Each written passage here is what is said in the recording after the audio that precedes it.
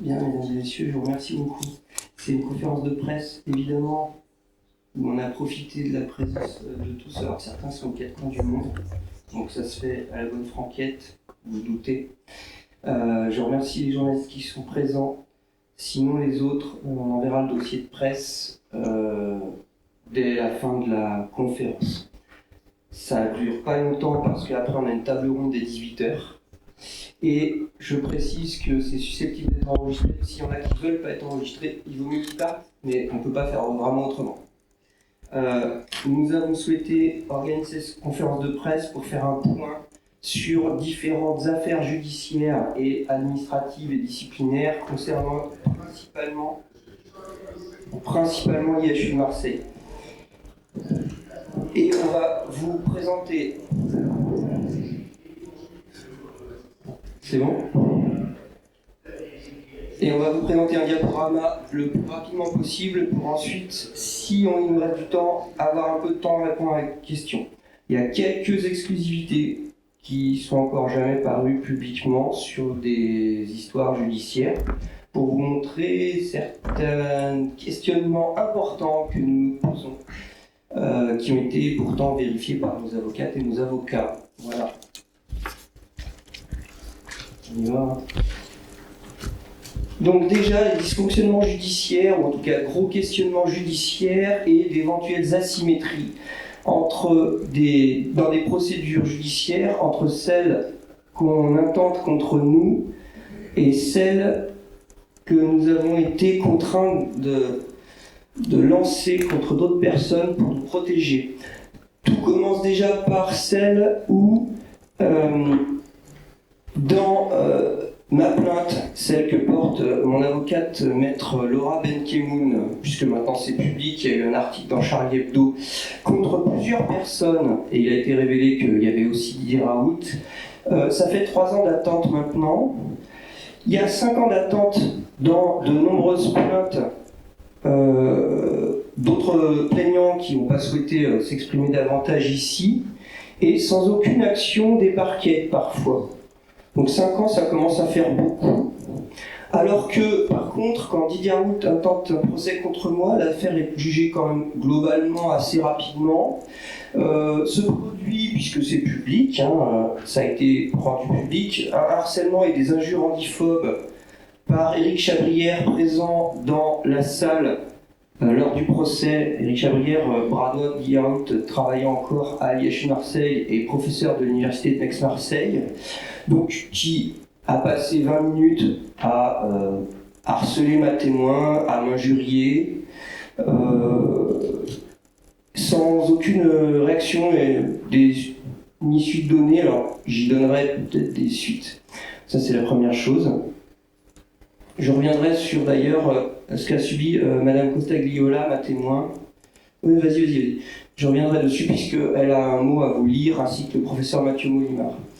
Alors que, par contre, vous voyez, dans l'affaire de Madame Magali Carcopino contre Éric Chabrière, on constate qu'il y a eu relax de Éric Chabrière pour une raison extrêmement étrange à nos yeux.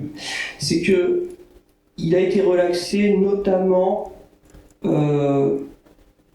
pour l'argument selon lequel son numéro de téléphone utilisé était déjà public. Le numéro utilisé pour créer un compte Twitter anonyme qui s'appelait Le Professionnel, il dit que c'est pas lui et que quelqu'un d'autre aurait pu le créer parce que le numéro est public. Or ça, techniquement, c'est pas possible parce que Twitter International a livré les données de connexion de ce compte anonyme à la justice.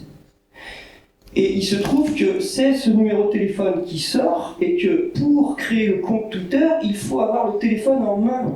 Et Éric Chabrière, à ma connaissance, n'a jamais déposé plainte pour vol ou perte de téléphone. Et il a reconnu que c'était bien son téléphone. Et pourtant, la justice le relaxe. Et je vous fais remarquer qu'elle relaxe donc Éric Chabrière sur la base d'un argument qui, normalement, d'habitude, est tellement rejeté par la justice que c'est le même document officiel de Twitter transmis par avocat de Twitter à la justice pour livrer les données de connexion qui d'habitude est utilisé par la justice elle-même pour poursuivre les personnes et les identifier. Donc on se dit, il y a un problème. Voilà. J'entre pas sur les impressions, je suis dans les faits. On se dit, sur le fond, il y a quelque chose. Ensuite, là, on vous livre une information inédite, et je vais laisser la parole à l'ONU Besançon, parce que je pense que même nos avocats nous ont dit, là c'est vraiment rarissime. Ouais, je peux enchaîner. J'avais porté plainte contre le professeur Raoult, qui dans une de ses vidéos disait que j'allais envoyer une voiture suicide sur son institut. En l'occurrence, je n'ai jamais prononcé ces propos-là, donc je l'ai porté plainte pour diffamation. Il a été mis en examen en 2022 de mémoire, j'avais porté plainte en 2021. Et donc l'information des suites de ce procès-là, c'est qu'il y a eu un oubli de renvoi de la juge d'instruction en charge du dossier, ce qui fait que les faits sont maintenant prescrits, parce qu'il faut renouveler tous les 3 mois, normalement, en renvoyant tous les 3 mois, etc. Ça n'a pas été fait. Donc Didier Raoult ne sera jamais jugé pour ces propos-là. En fait, il est ni innocent ni coupable, il n'y a juste pas de jugement, on n'est pas prononcé, personne ne se prononce sur le fond, malgré les plaidoiries faites, c'est quand même assez problématique. Puisque finalement, voilà, le préjudice qui va avec, les frais d'avocat, etc., qui pour nous, ça on va devoir le préciser plusieurs fois, on a souvent payé de nos poches, donc c'est un petit peu problématique, on n'a pas été couvert par nos instituts de recherche pour ce qu'on a fait sur ce travail-là. Donc voilà, dans ce cas-là, c'est tout pour ma pomme, et puis tant pis, alors que le professeur Raoult, lui, était couvert par l'institut. Donc là, je ne sais pas si vous vous rendez compte, mais sur une erreur procédurale, il n'y aura jamais de procès. Et au bout de plusieurs années et plusieurs milliers d'euros, on peut le dire, de frais d'avocat et procédure, en fait, pour une simple erreur procédurale, il n'y aura jamais de procès. Il n'y a pas de recours possible, apparemment, en justice française. C'est dingue. Et ça, je pense qu'on a rarement vu, quand même. Voilà, on peut se poursuivre ensuite pour la suite, c'est laquelle? C'est celle-ci, donc Alexandre Frémé va pouvoir s'exprimer. Oui, alors, dans mon cas, il y a eu une plainte déposée par Didier Raoult, mais pas que lui. Il était associé à la Fondation IHU Méditerranée et à Éric Chabrière dans cette plainte. Les 3 ont porté plainte contre moi et Léonid Schneider au départ, car j'ai traduit le blog de Léonid Schneider, qui est en Allemagne, en français. Et donc, il poursuivait à la fois Léonid Schneider pour les propos originaux et moi pour l'avoir traduit et diffusé sur mon blog. Ce qui est assez étonnant, c'est que normalement, quand on porte plainte pour diffamation, il faut payer une consignation. Et si la consignation n'est pas payée à temps, si moi je porte plainte contre Didier Raoult pour des diffamations, si je ne paye pas à temps ma consignation, la plainte ne peut pas prospérer, c'est fini. Ils n'ont pas payé leur consignation au bout de 2 mois. La plainte aurait dû être finie, abandonnée. Elle ne l'a pas été, si bien que Didier Raoult a payé sa consignation 2 semaines en retard. Éric Chabrière ne l'a pas payé, et la Fondation IHU, pareil, l'a payé 2 semaines en retard. Mais l'instruction, le juge d'instruction a décidé de continuer, ce qui a fait qu'on est allé jusqu'en audience. Lors de la première audience, c'est l'IHU qui s'est désisté. Mon avocat avait envoyé les conclusions de toute ma défense, etc., à l'avance à la partie adverse. Nous, on n'a rien reçu. Évidemment, la partie adverse, donc Didier Raoult, une fois qu'il n'avait plus la Fondation IHU qui portait plainte avec lui, a décidé de maintenir sa plainte. Alors qu'il savait qu'elle pouvait pas poursuivre, elle était frappée de nullité obligatoirement parce que la consignation n'avait pas été payée. Il l'a maintenue. Résultat, mon avocat a demandé à ce qu'on juge au moins la partie procédure de l'affaire tout de suite, ce qui pourrait mettre fin à ces poursuites, ce qui permettrait de m'éviter de devoir repayer pour une deuxième audience les frais d'avocat. Le juge n'est pas allé dans ce sens-là, il a décidé que non. On allait faire un renvoi. Et donc, 1 an plus tard, il y a eu une deuxième audience avec une deuxième défense à faire, puisque cette fois-ci, c'était Didier Raoult contre moi seul. Et de nouveau des frais d'avocat, de nouveau un déplacement. Les 2 fois, je me suis rendu. Les 2 fois, Didier Raoult n'était pas là. Donc, c'est du temps, c'est de s'organiser, c'est une pression. Moi, qui suis simple enseignant, avoir un institut complet qui porte plainte contre moi, ça me fait extrêmement peur. Pour moi, c'est une vraie intimidation. J'ai eu aucune protection juridique ni rien parce que j'ai pas fait ça dans l'exercice de ma profession. Voilà, c'était tout simplement parce que je suis pas chercheur. Et ça m'a coûté au total, c'est ce qui est dit publiquement, 5 500 € de frais d'avocat, etc. Là, je n'ai même pas compté tous mes frais de déplacement et tout ce qu'il pourrait y avoir d'annexe. Et globalement, Didier Raoult, la veille de la seconde audience, a décidé de retirer sa plainte. Ce qui fait que je ne peux pas porter plainte ou me plaindre, enfin je ne connais pas les termes juridiques exacts, hein, mais réclamer une indemnité pour procédure abusive. Parce qu'il n'y a plus de plainte. Et donc de ce fait, je ne peux rien réclamer. Les 5 500 € dépensés sont perdus. Voilà. Alors là, je vous livre encore une info qui n'a jamais été donnée. Donc il y a un autre individu, ou là c'est une plainte isolée que mon avocate a déposée contre un individu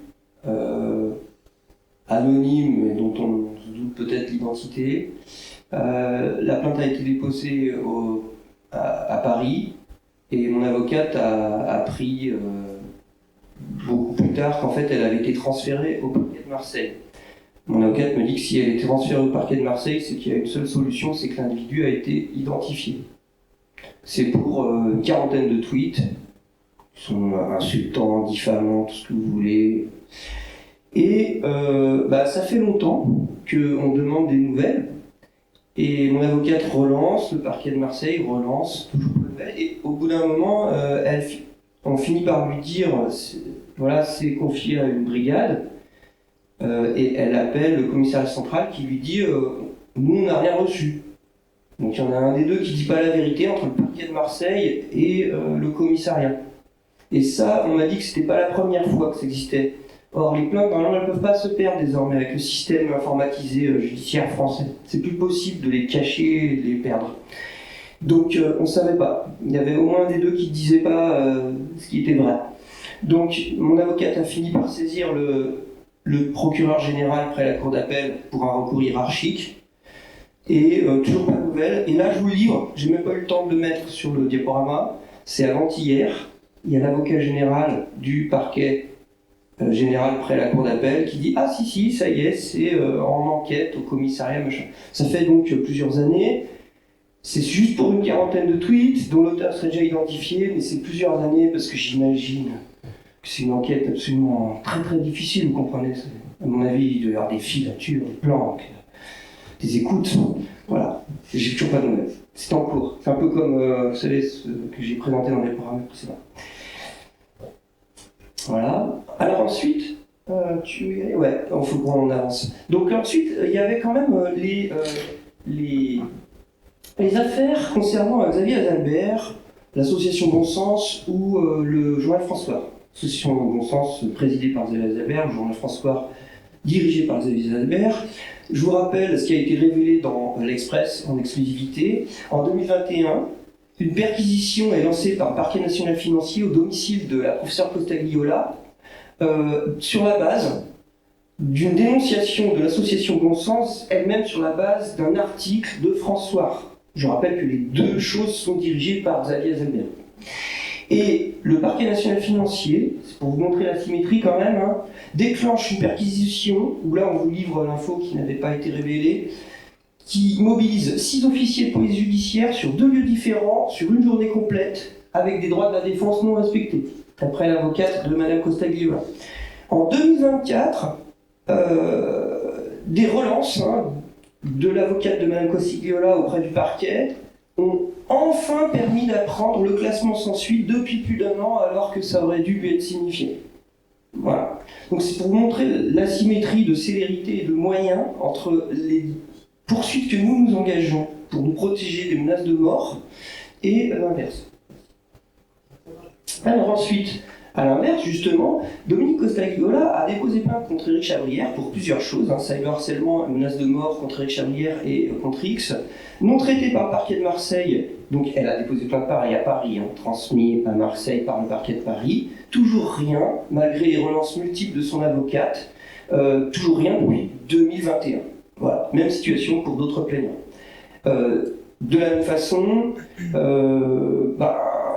l'association Bon Sens, ça a été aussi révélé dans l'Express, a récolté, et se vante d'avoir récolté des millions d'euros et l'utilise principalement pour des procédures bâillons, y compris contre Bill Gates.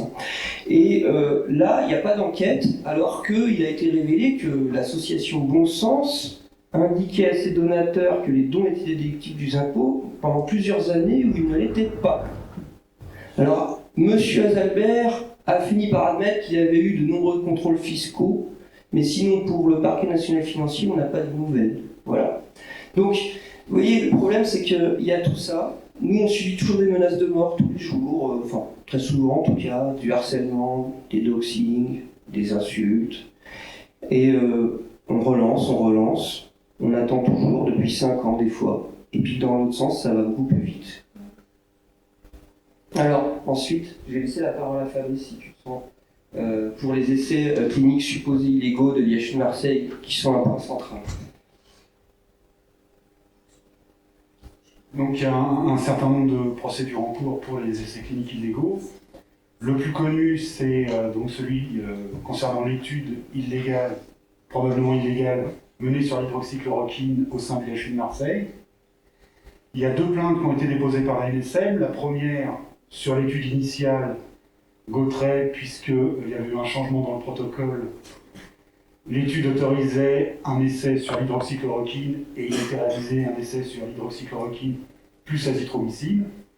Et la deuxième saisine du procureur a eu lieu en juin 2023, quand l'équipe de l'IHU a publié son article rendant compte d'une recherche sur plus de 30 000 patients, sachant que la seule autorisation qu'ils avaient eue, c'était pour 26 patients.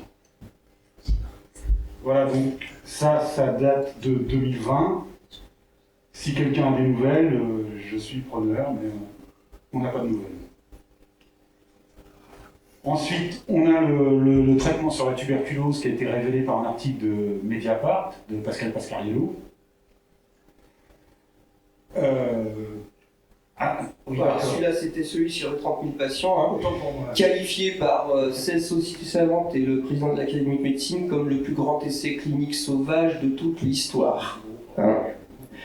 Sachez qu'au bout de 4 ans d'enquête et 2 ans d'instruction judiciaire ouverte, on apprend dans la presse que Diaout n'a pas été auditionné une seule fois. Voilà. Donc ensuite, j'avais juste un peu d'avance, il y a l'essai sur le traitement de la tuberculose qui a été révélé donc, par Pascal Pascariello dans Mediapart.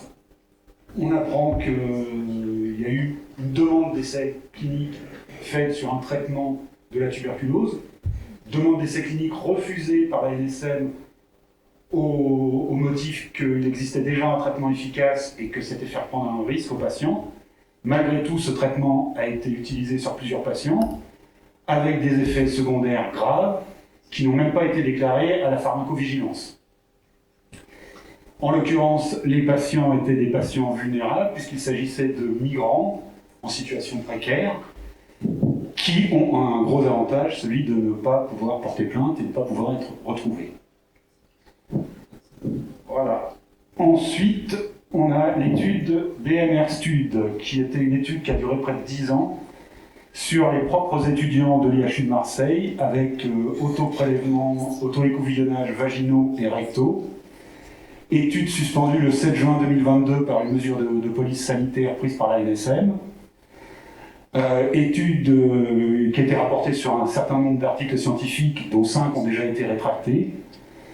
Et on voit très clairement, on peut se référer à l'article 27 de la déclaration d'Helsinki, qui nous explique que lorsque les sujets d'études sont sous autorité, sous dépendance, c'est le terme exact, des chercheurs qui mènent l'étude, c'est une tierce partie neutre qui doit procéder au recueil des consentements. Ça n'a pas été fait.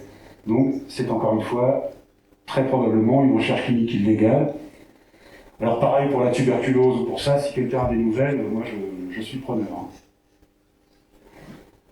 Voilà. Et pire que ça, c'est que pour tenter de justifier cette étude lors de l'inspection de la NSM, l'IHU a fourni une autorisation de comité d'éthique interne, donc à savoir eux-mêmes, qui stipule que oui, ils peuvent procéder à cette étude.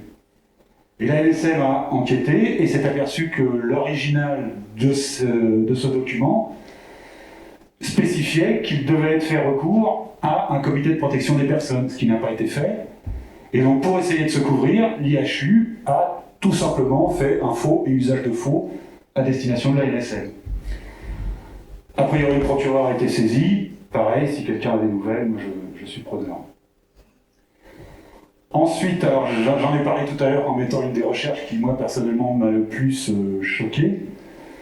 C'est l'étude sur Trophérima Whippley, parce que là, on parle de bébés, des nouveau-nés, le plus jeune recruté à 6 jours. Donc là, la NSM, lors de son investigation, a mis en évidence l'absence de signature sur 31 formulaires de consentement parental.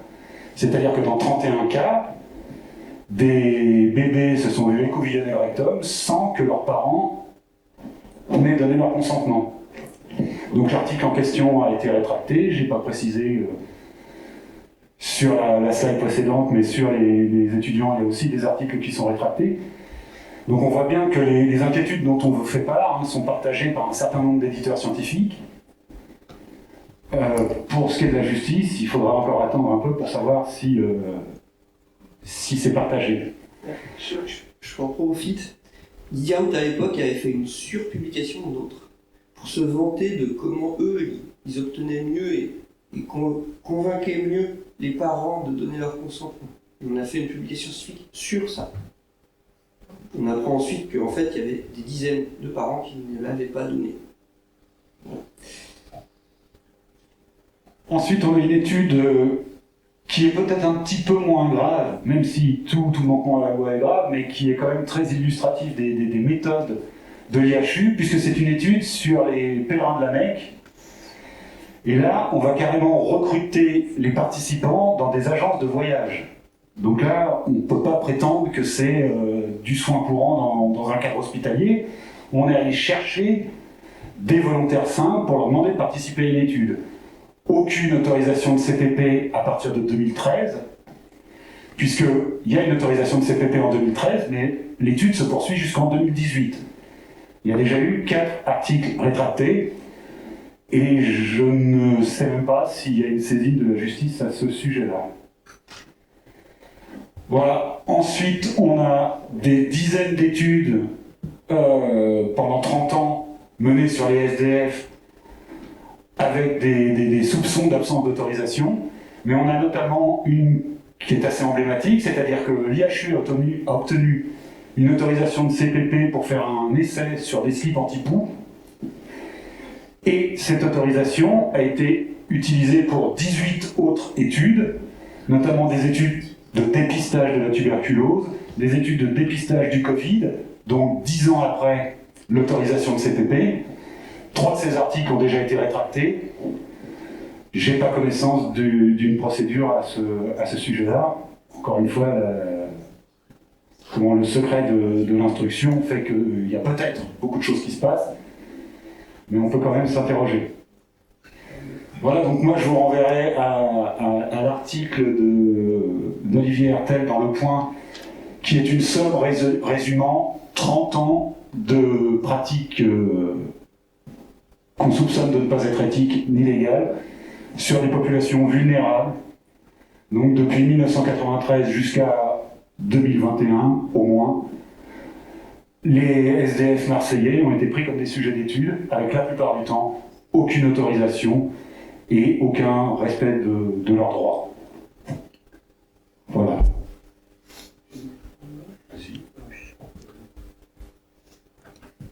Donc, comment ça a débuté, hein ? Il y a eu un signalement de M. Karimi Bazaten, pharmacien, auprès de la NSM et du procureur de Marseille sur les premières études. Et il y a eu ensuite un signalement de la NSM elle-même auprès du procureur de Marseille. J'en parlais il y a 1 heure dans ma conférence solo. Toujours rien. Alors que donc on apprend, comme je vous disais, que Didier Raoult n'a toujours pas été entendu au bout de 2 ans et demi d'instruction judiciaire pour tous les faits dont on vient de parler. On a fait un petit résumé des différentes affaires en cours, et ce n'est qu'une toute petite partie, parce qu'il y a de nombreux plaignants qui ont refusé de s'exprimer publiquement pour différentes raisons. Ça vous donne une idée de ce qui se passe et de certaines anomalies qui soit nous interpellent car s'accumulent en nombre, soit par l'asymétrie du traitement qui en est donné, soit dans la célérité ou pas, soit dans les moyens accordés, et puis dans les dysfonctionnements, parce qu'il faut appeler les choses comme par leur nom. Alors, sur ce qui est aussi des réactions des tutelles et du gouvernement, là, il y a encore un autre gros problème qu'on voudrait aborder aujourd'hui.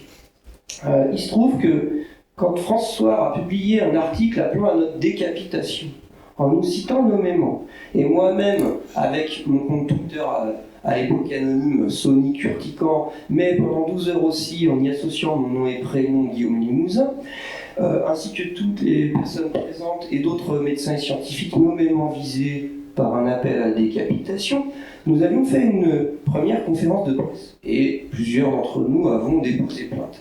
Eh bien là, le gouvernement avait été un peu contraint de réagir dans la presse et devant l'Assemblée nationale. Voilà par exemple, et ce n'est qu'un exemple, ce que Olivier Véran, alors ministre de la Santé, a déclaré: les soignants et directeurs d'hôpitaux visés peuvent compter sur mon soutien total et entier ainsi que sur le soutien du ministre de l'Intérieur.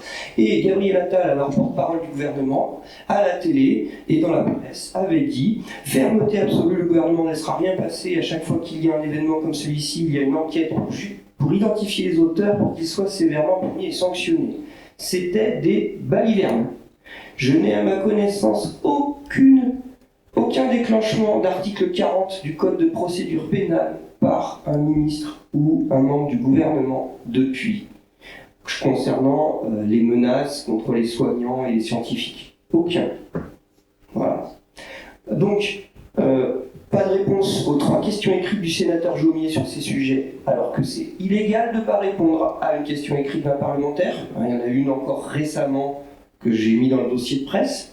Pas de déclenchement de l'article 40 du Code de procédure pénale, donc toutes ces menaces, insultes, cyberharcèlement contre des soignants et des scientifiques. Une procédure disciplinaire contre Didier Raoult qui a été engagée par la ministre de la Santé, Agnès Buzyn, et la ministre de l'époque aussi, Frédérique Vidal, et qui a été miraculeusement égarée ou stoppée, on ne sait pas, par quelqu'un au gouvernement, et qui a été jamais relancée, malgré médiatisation. On apprend dans le livre de Madame Etcheguin et Chemin, qui s'appelle Raoult, une folie française, que l'Élysée a demandé à Olivier Véran de calmer Didier Raoult, et Véran a répondu « Rassurez-vous, l'administration n'ira pas trop vérifier à qui sera administré le fameux traitement ». À mes yeux, ça a donné le feu vert à ce que cette société savante qualifie comme le plus grand essai clinique sauvage de toute l'histoire. Il y a par exemple Anne Jouan, dans son livre La santé en monde organisé, révèle que des personnes, sous couvert d'anonymat, mais membres de la NSM, voire de la direction de la NSM, révèlent qu'elles ont bien senti les pressions de l'Élysée pour ne pas toucher à l'IHU Marseille et à Didier Raoult. Voilà. J'aimerais en profiter pour dire que quand on dit oui, c'était le ministre de l'époque, mais ça continue en fait. On a beaucoup de gouvernements successifs en ce moment. Le dernier en date, M. Neuder, ministre de la Santé, voilà ce qu'il publiait sur Twitter il y a encore quelques jours. Je vous cite: la violence contre nos soignants, ça suffit. Dans les 6 mois, des mesures concrètes, construites avec les acteurs, seront mises en œuvre. Un grand plan de lutte contre les soignants, contre les violences faites aux soignants. Et il est écrit comme premier point, en tout premier, mobilisation accrue contre la cyberviolence. Je vous donne une révélation ici même. Monsieur Neuder a reçu les documents que nous vous présentons ici, en tout cas en substance les mêmes contenus, en main propre. Il n'en a toujours rien fait. Voilà. Donc, en tout cas, son conseiller, en main propre. Donc, c'est vraiment, enfin, on se fiche de nous, clairement, il faut être clair. C'est-à-dire qu'ils ne peuvent pas dire on ne savait pas. C'est tout ce que je veux dire par là. Alors, encore une fois, tout ce qu'on vous dit, c'est nous qui vous le disons, mais ça a quand même été confirmé. Là, vous avez un résumé qui n'est malheureusement pas à jour, parce que la dernière rétractation de l'IHU date de cette nuit. Je l'ai apprise à 2h du matin, donc le document n'est pas à jour. Mais on a résumé les casseroles de publications scientifiques des cadres de l'IHU. Donc là, les modifications, c'est que c'est 11 articles pour Pierre-Édouard Fournier, c'est 12 pour Jean-Christophe Lagier, et c'est 39 pour Didier Raoult sur un total de 48 articles de l'IHU rétractés en 2 ans. Voilà, donc il y a quand même une confirmation par d'autres gens que ceux que vous voyez ici du fait qu'il y a des gros problèmes dans le respect de la loi, puisque à part 2 articles, tous les articles rétractés le sont pour des problèmes de respect de l'éthique et de la législation française. Et on peut ajouter rapidement qu'il y a eu déjà plus de 200 expressions of concerns des éditeurs sur des articles donc qui sont en cours d'enquête, plus d'autres articles qu'on a déjà flagués mais qui ne sont pas encore considérés, en tout cas pas publiquement, par les éditeurs. Ça veut pas dire qu'ils ne les ont pas encore considérés, mais il y en a beaucoup d'autres. Expression of concern, c'est expression de préoccupation, c'est le stade juste avant la rétractation définitive de l'étude pour un éditeur.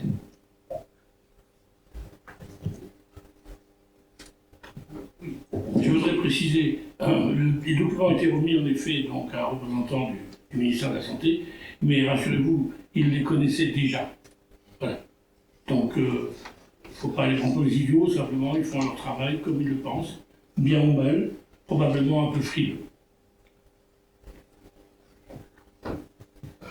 Alors, donc le bilan, hein, aucune sanction.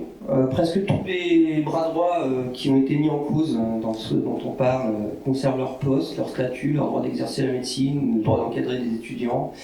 L'IAO conserve un bureau au sein de l'IHU alors que c'est totalement contraire aux engagements pris déjà il y a plusieurs années par le vice-président du CA de l'IHU, Louis Schweitzer.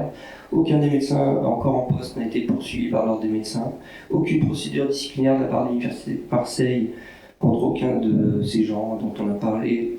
Et l'Université d'Aix-Marseille qui étouffe les rapports accablants et défend activement les publications des essais cliniques non autorisés via sa cellule éthique. Ça s'appelle comme ça. Et elle défend ouvertement et activement ces publications rétractées. Ça a été révélé encore dans l'Express. Le cyberharcèlement et les appels à la violence sur les réseaux sociaux de la part d'Éric Chabrière et Didier Raoult continue il y a encore quelques jours avec des vidéos qui me citent ou en tout cas me font le reconnaître. Et ça ne s'arrête pas. Voilà. On peut rajouter aussi que donc, l'Express avait couvert ça avec Victor Garcia, mais il y a eu aussi, ça a été confirmé par des articles indépendants, notamment de Science, qui en a parlé aussi, le fait que l'université enterre les rapports assez accablants des pratiques de l'IHU de Marseille. Donc Science, on parle quand même de l'éditeur de sciences qui est dans le top 2 avec Nature. Donc on n'est pas sur du petit journalisme. Voilà, en France, on a des gens qui en ont parlé, qui sont dans des gros journaux, mais on a eu aussi des journaux scientifiques internationaux qui, par leur cellule presse, ont confirmé tout ça. Et je peux même vous donner un exemple qui s'est produit à plusieurs reprises. C'est-à-dire qu'il y a des articles qui ont été signalés aux éditeurs qui décrivent des études prospectives. Les éditeurs mènent une investigation, contactent la cellule éthique de l'Université d'Aix-Marseille, qui répond tout simplement « Oh, les auteurs se sont trompés, ils ont écrit prospectif, ils voulaient dire rétrospectif. » Voilà le niveau de défense je les juge. Et ça s'appelle cellule éthique de l'université. Alors, en fait, voilà ce que nous on demande. Hein. Et après, je lirai les textes écrits par Madame Costa-Guilliola, vice-doyenne de la plus grande fac de médecine de France, grand prix INSERM, membre de l'Académie des sciences. Je vous lirai aussi le petit texte de professeur Mathieu Molimar, chef de service de pharmacologie au CHU de Bordeaux. Donc juste avant, voilà ce que nous demandons. Déjà, respecter simplement la loi. Que le gouvernement et les tutelles respectent simplement la loi. Répondre aux questions du sénateur Jaumier, c'est obligatoire.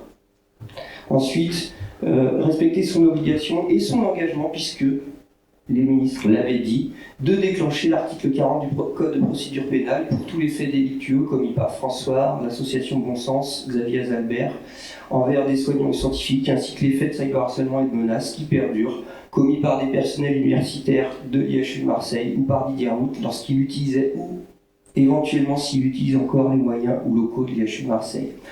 Suspendre les médecins et scientifiques de l'IHU Marseille qui seraient mis en cause dans les affaires d'essais cliniques suspectés illégaux de leurs fonctions au sein de l'organigramme de direction de l'IHU. Puisque en fait, dans l'organigramme de direction de l'IHU, il y en a très nombreux qui sont en poste. Les suspendre de leur chefferie de service, de leur droit d'encadrer des étudiants et déclencher des procédures disciplinaires qui s'imposent comme l'exige la réglementation en fait, tout simplement. Alors que c'est fait pour l'instant pour seulement 3 d'entre eux. Et encore, je je dirais avec légèreté. Alors, ça me permet de rebondir sur les textes de Mathieu Molimar. Comme ça, après, on pourra terminer. Donc, le professeur Mathieu Molimar, chef de service de pharmacologie au CHU de Bordeaux, vous fait passer ce message. Pourquoi faut-il sanctionner sévèrement les manquements à l'éthique scientifique et à la désinformation en santé ? La lutte contre les méconduites scientifiques, les manquements éthiques et la désinformation en santé qui mettent en danger la santé publique passe par une application rigoureuse des lois et des réglementations. Or, cette application ne peut être efficace sans des poursuites et des sanctions effectives envers les responsables de telles dérives. Depuis plus de 5 ans, nous assistons à des manquements éthiques et scientifiques majeurs, sans que les protagonistes soient inquiétés, alors que de nombreux procès-bâillons ont visé les défenseurs de faits et de la science. Ceux qui ont attaqué et dénaturé ces faits et cette même science, ceux qui ont parfois traité des milliers de patients hors de tout cadre réglementaire et en toute impunité, n'ont à ce jour toujours pas été mis en examen. Comment peut-on accepter que des médecins et scientifiques impliqués dans des méconduites scientifiques et éthiques, dont certains ont vu plusieurs de leurs publications scientifiques rétractées pour cause d'essais cliniques conduits sans autorisation ou pour cause de fraude scientifique, occupent encore des postes à responsabilité au sein de structures de recherche ou d'enseignement ? Quel message envoyons-nous ainsi aux jeunes scientifiques et chercheurs ? Dans ce contexte, il est essentiel que chacun assume ses responsabilités et que des mesures concrètes soient prises pour protéger les patients, comme par ailleurs les volontaires participant à la recherche biomédicale. Il en va de la restauration de la confiance dans nos institutions, notamment scientifiques. Dans ce contexte inédit et préoccupant, où la science est mise en accusation sans que nous nous donnions les moyens de la défendre et encore moins de la promouvoir, nous appelons à la mise en place d'états généraux de la désinformation en santé, afin que tous les acteurs concernés puissent s'interroger collectivement sur ce qui a été fait, ce qui aurait pu être mieux fait, ce qui doit être fait, y compris au plan réglementaire et législatif. Il est urgent de se préparer efficacement à un monde de la désinformation. Les attaques contre les faits scientifiques laissent de plus en plus la santé publique au profit d'opinions et de croyances. L'inaction n'est pas une option. Et je vous lis maintenant le petit texte de la professeure Costagliola. Donc, elle relate les faits qu'elle a subis, elle, judiciairement, je dirais. J'ai porté plainte à Paris le 24 mars 2021 contre Éric Chabrière et contre X pour cyberharcèlement survenu entre le 11 septembre 2020 et le 24 mars 2021 et menace de mort le 23 mars 2021. Cette plainte a fait l'objet d'un complément de plainte le 7 septembre 2022. Cette plainte a été délocalisée à Marseille, ce que j'ai appris en janvier 2023. Selon mon avocate, c'est toujours en cours en mars 2025, sans plus de détails malgré les relances. Je continue à être régulièrement ciblé par Éric Chabrière, que ce soit sur les réseaux sociaux ou en face à face lors du procès intenté contre M. Limousin par Didier Raoult, où j'étais cité comme témoin, et où M. Éric Chabrière a passé la matinée à me harceler, mais aussi à m'insulter, en se retournant vers moi pour prononcer par exemple ces mots « Bientôt un film avec Marc Dutroux ». Dans le même temps, j'ai eu droit à une perquisition, une mise sur écoute et une enquête auprès de ma banque, diligentée par le parquet national financier sur dénonciation calomnieuse de l'association Bon Sens qui n'avait aucun fondement. L'affaire a été classée sans suite. 2 poids 2 mesures.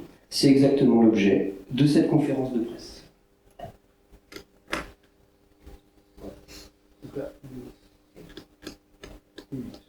Donc, il nous reste quelques minutes de section, sauf si vous voulez rajouter quelque chose. Alors, oui, donc justement, quand je disais qu'il n'y a que 3 chefs de service médecins impliqués qui sont poursuivis disciplinairement, pour l'instant disciplinairement, c'est la JDHU, la juridiction disciplinaire des hospitalo-universitaires, et ça a été un immense sketch en fait. Moi je connais des conseils de discipline scolaire qui se passent beaucoup mieux. Non mais c'est du théâtre, hein, vu les révélations dans le Point. Je ne rentre pas dans le détail si tu veux en parler. Tout simplement, il y a eu un témoin qui a été cité et la défense d'un des cadres de l'IHU était de dire « Vous ne pouvez pas citer ce témoin parce que j'ai porté plainte contre lui ». Ce à quoi l'avocat du témoin a fait remarquer que la plainte avait été classée sans suite. Et donc l'avocat du professeur incriminé a dit « Oui, mais je vais à nouveau porter plainte contre lui ». Et du coup, tout s'est arrêté, tout le monde est rentré chez lui. En gros, vous êtes arrêté par un policier demain parce que vous avez roulé trop vite. Vous dites attention, je vais porter plainte contre vous la semaine prochaine, et il vous laisse repartir. Voilà.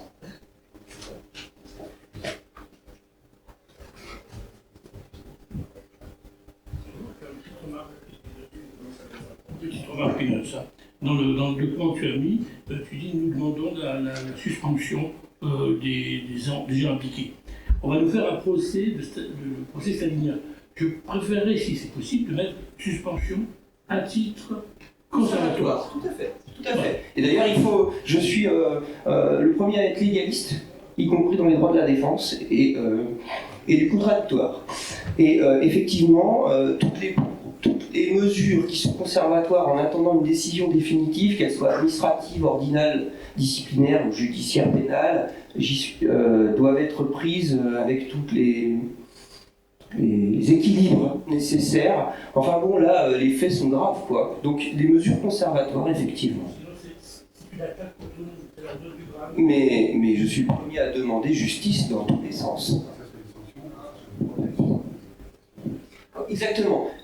Fabrice Franck a tout à fait raison. En fait, tout comme n'importe quel fonctionnaire, tout comme n'importe quel agent public, tout comme n'importe quel médecin, on prend des mesures conservatoires lorsque une justice indépendante ou une autorité administrative estime que la protection des patients doit primer dans l'immédiat, en attendant une décision de justice indépendante.